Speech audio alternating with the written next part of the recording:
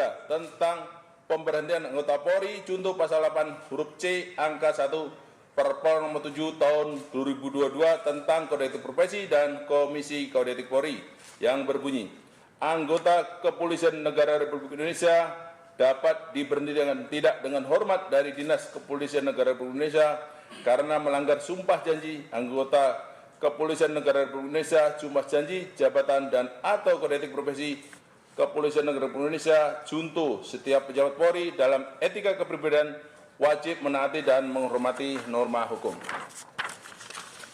B. Menjatuhkan sanksi berupa 1.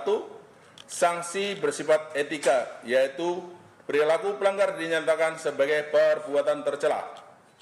2.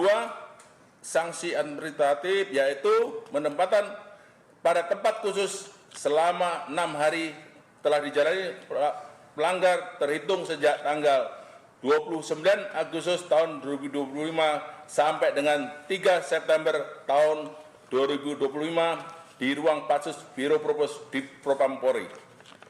B. Pemberhentian tidak dengan hormat atau PTDH sebagai anggota Polri. Demikian putusan sidang Komisi Kode Etik ini dibuat sebagai terdasarnya, selanjutnya ditandatangani oleh para anggota komisi pada hari tanggal tersebut di atas. Anggota komisi selaku Ketua Sidang Komisi Kode Etik Polri, Heri Setiawan SIK MH, Kombes Pol. Anggota Yudi Wiono SIK, Kombes Pol. Anggota Christian Donato SOS MH, AKBP.